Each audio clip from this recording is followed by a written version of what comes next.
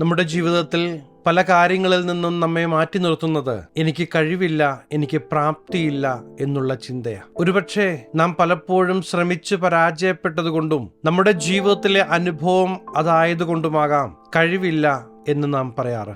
ദൈവിക നന്മകൾ പ്രാപിക്കുവാൻ തടസ്സമായി നിൽക്കുന്ന എല്ലാറ്റിന്റെ മേലും നിങ്ങൾ ജയം കൊണ്ടാടണമെന്ന് ദൈവം നിങ്ങളെക്കുറിച്ച് ആഗ്രഹിക്കുകയാണ്. പ്രിയ ദൈവപൈതലേ, നമ്മെ ഉള്ളതുപോലെ അറിയുന്ന ദൈവം നമ്മോട് സംസാരിക്കുന്നത് നാം ശ്രദ്ധിക്കേണ്ടത് ആവശ്യമാണ്. നമ്മുടെ ജീവിത മേഖലകളിൽ നമ്മെ കരം പിടിച്ചു വഴി നടത്തുവാൻ മതിയായ ദൈവ സാന്നിധ്യം നാം തിരിച്ചറിഞ്ഞ് മുന്നേറുവാൻ നാം തയ്യാറാണെങ്കിൽ ദൈവപ്രവൃത്തി നമ്മുടെ ജീവിതത്തിൽ കാണുവാൻ തുടങ്ങും. ദൈവത്താൽ ഉപയോഗിക്കപ്പെട്ട ആരെ എടുത്തു നോക്കിയാലും നമുക്ക് അവരിലെല്ലാം കാണുന്ന ഒരു പ്രത്യേകത അവർ അവരുടെ കഴിവുകളിൽ ആശ്രയിക്കാതെ ദൈവത്തിൽ ആശ്രയിച്ചു എന്നുള്ളതാ. ഇന്ന് നമ്മെക്കുറിച്ചുള്ള ദൈവിക പദ്ധതി നിറവേറേണ്ടതിന് നമ്മുടെ കഴിവുകളിൽ നാം ആശ്രയിക്കുന്നത് നിർത്തി ദൈവത്തിൽ ആശ്രയിക്കുവാൻ തുടങ്ങുന്നുവെങ്കിൽ ദൈവപ്രവൃത്തികൾ നമ്മുടെ ജീവിതത്തിൽ നാം കാണുവാൻ തുടങ്ങുകയാണ്. അപ്പോസ്തലൻ കൊരിന്ത്യർക്ക് എഴുതിയ 2-ാം ലേഖനം 3-ാം അധ്യായം 5-ാം വാക്യത്തിൽ ഇപ്രകാരം പറയുന്നത് നമുക്ക് കാണുവാൻ കഴിയും. ഞങ്ങളിൽ നിന്നു തന്നെ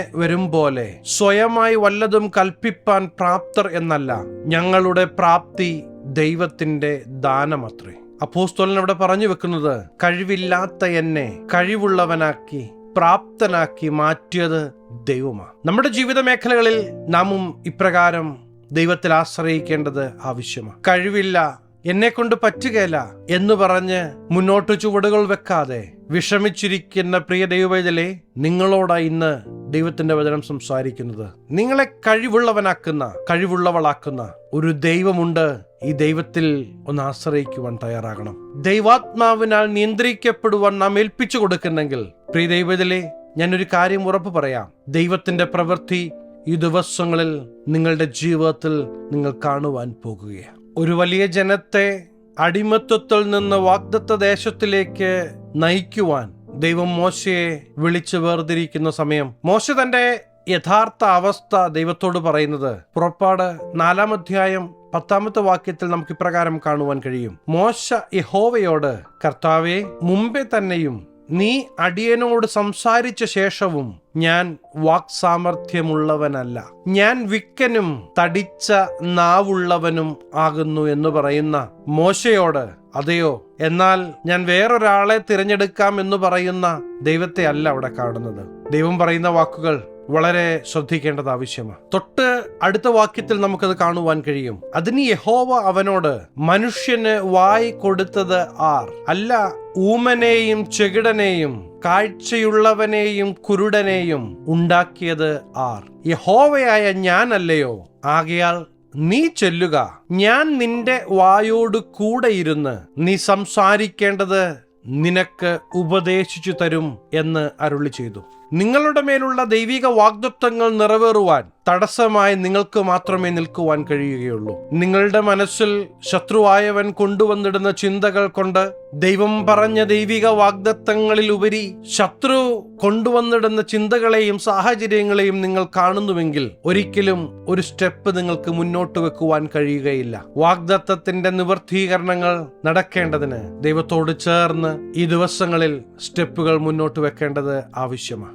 എന്റെ ശബ്ദം കേൾക്കുന്ന പ്രിയ ദൈവപൈതലേ, നിങ്ങൾ കടന്നു പോകുന്ന സാഹചര്യങ്ങളെ അറിയുന്ന ഒരു ദൈവമാണ് നമ്മുടെ ദൈവം. നിങ്ങളുടെ ഇല്ലായ്മകളെ അറിയുന്ന ദൈവമാണ് നമ്മുടെ ദൈവം. ഇന്ന് ഇല്ലാത്തതിനെ ഉള്ളതുപോലെ വിളിച്ചു വരുത്തുവാൻ കഴിയുന്ന ദൈവം പറയുന്ന കാര്യങ്ങൾ ചെയ്യുവാൻ നിങ്ങൾ ചുവടുകൾ വെക്കുവാൻ തുടങ്ങുമ്പോൾ മുതൽ ദൈവിക പ്രൊവിഷൻ നിങ്ങളുടെ ജീവിതത്തിൽ നിങ്ങൾ കാണുവാൻ തുടങ്ങുകയാണ്. നിങ്ങൾ വിശ്വസിക്കുന്നെങ്കിൽ, ദൈവമേ, ഞാൻ വിശ്വസിക്കുന്നു, എന്റെ ജീവിതത്തെ അങ്ങയുടെ തൃക്കരങ്ങളിൽ തരുന്നു എന്ന് പറയാം. ദൈവപ്രവൃത്തിക്കായി നമുക്ക് ഏൽപ്പിച്ചു കൊടുക്കാം. യിരെമ്യാ പ്രവാചകന്റെ പുസ്തകം 1-ാം അധ്യായം 5-ാം വാക്യത്തിൽ നമുക്ക് ഇപ്രകാരം കാണുവാൻ കഴിയും. നിന്നെ ഉദരത്തിൽ ഉരുവാക്കിയതിനു മുമ്പേ ഞാൻ നിന്നെ അറിഞ്ഞു, നീ ഗർഭപാത്രത്തിൽ നിന്ന് പുറത്തു വന്നതിന് മുമ്പേ ഞാൻ നിന്നെ വിശുദ്ധീകരിച്ചു, ജാതികൾക്ക് പ്രവാചകനായി നിയമിച്ചിരിക്കുന്നു. നമ്മുടെ മുമ്പിലുള്ള സാഹചര്യങ്ങളെ കണ്ട് മനസ്സിലാക്കിയിട്ടല്ല ദൈവം പ്ലാൻ ചെയ്യുന്നത്. അമ്മയുടെ ഉദരത്തിൽ ഉരുവാകുന്നതിന് മുമ്പേ പ്രിയ ദൈവത്തിലെ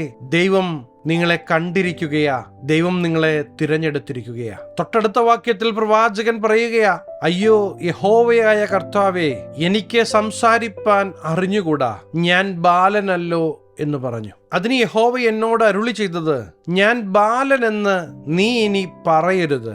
ഞാൻ നിന്നെ അയക്കുന്ന ഏവരുടെയും അടുക്കൽ നീ പോകുകയും ഞാൻ നിന്നോട് കൽപ്പിക്കുന്നതൊക്കെയും സംസാരിക്കുകയും വേണം. നീ അവരെ ഭയപ്പെടരുത്.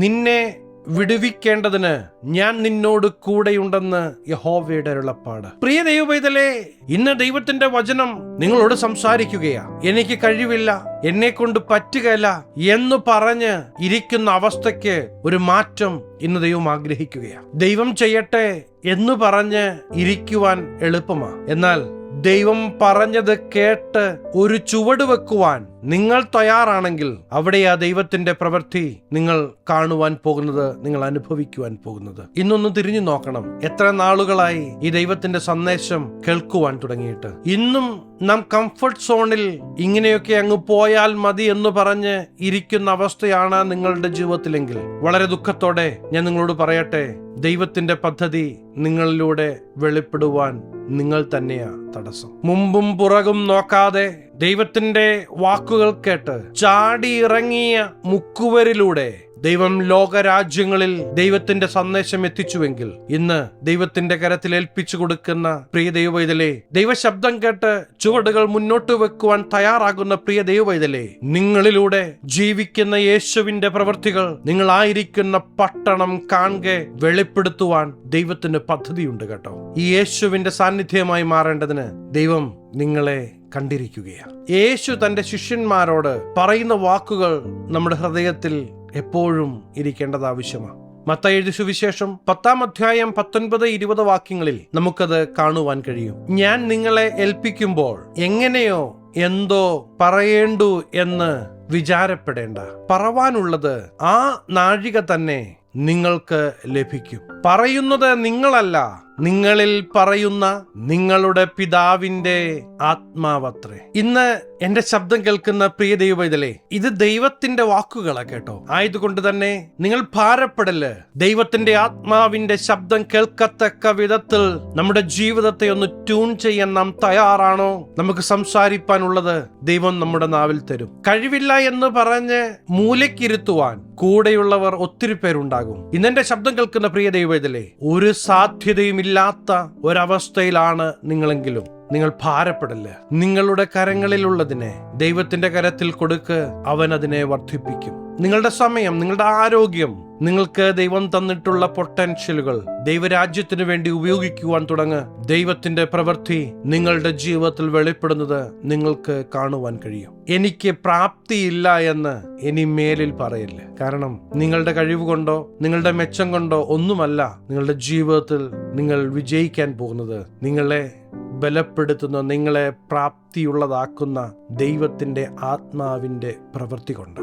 ഈ ദൈവവചനത്തിനു മുമ്പാകെ നിങ്ങൾ ഏൽപ്പിച്ചു കൊടുക്കാൻ തയ്യാറാണെങ്കിൽ ഞാൻ നിങ്ങൾക്കായി പ്രാർത്ഥിക്കുവാൻ ആഗ്രഹിക്കുകയാണ്. കണ്ണുകളെ അടയ്ക്കാം, പ്രാർത്ഥിക്കാം. മഹാപരിശുദ്ധനായ ഞങ്ങളുടെ സ്വർഗീയ പിതാവേ, തിരുമുഖത്തേക്ക് ഞങ്ങൾ നോക്കുകയാണ്. കഴിഞ്ഞ നാളുകളിൽ ശത്രുവായവൻ പല സമയങ്ങളിൽ പല ചിന്തകളിട്ട് പുറകോട്ട് വലിച്ച അവസ്ഥയ്ക്ക് ഇന്നൊരു മാറ്റം ഈ ദൈവജനത്തിന്റെ ജീവിത മേഖലകളിൽ വെളിപ്പെടട്ടെ. നിത്യതയിലേക്ക് ഒരുക്കുന്ന ദൈവാത്മാവിന്റെ നിയന്ത്രണത്തിന് ഏൽപ്പിച്ചു കൊടുക്കുവാൻ ഈ ദൈവജനത്തെ അങ്ങ് സഹായിക്കണം. അനുഗ്രഹിച്ചു പ്രാർത്ഥിക്കുന്നു. അനുഗ്രഹമാകട്ടെ. സകലമാന മഹത്വം അങ്ങേക്ക്, സകലവും യേശു ക്രിസ്തുവിന്റെ നിസ്തുല്യ നാമത്തിൽ തന്നെ. ആമേൻ. പ്രിയ ദൈവത്തിലെ യേശുവ നിങ്ങളെ ശക്തീകരിക്കുന്നത്, നിങ്ങൾക്ക് പ്രാപ്തി തരുന്നത്. ആയതുകൊണ്ട് മനസ്സുമെടുത്ത് ഒതുങ്ങിയിരിക്കുകയല്ല, യേശുവിന് വേണ്ടി ചുവടുകൾ മുന്നോട്ട് വെക്കുവാൻ ഈ ദിവസങ്ങളിൽ നമുക്ക് തയ്യാറാകാം. ദൈവപ്രവൃത്തി നമ്മുടെ ജീവിതത്തിൽ നമുക്ക് അനുഭവിക്കുവാൻ തുടങ്ങാം. ഈ ചെറു സന്ദേശം നിങ്ങൾക്ക് അനുഗ്രഹമായെങ്കിൽ തീർച്ചയായും ഞങ്ങളെ അറിയിക്കണം. അനേകർക്ക് അനുഗ്രഹമാകേണ്ടതിന് സ്നേഹിതർക്ക് ഷെയർ ചെയ്യുക, ഫോർവേഡ് ചെയ്യുക. നിങ്ങൾ ഈ ചാനൽ ഇതുവരെയായിട്ടും സബ്സ്ക്രൈബ് ചെയ്തിട്ടില്ല എങ്കിൽ തീർച്ചയായും സബ്സ്ക്രൈബ് ചെയ്യണം. ദൈവം അനുവദിച്ചാൽ അടുത്ത ദിവസം നമുക്ക് വീണ്ടും കാണാം. Stay blessed.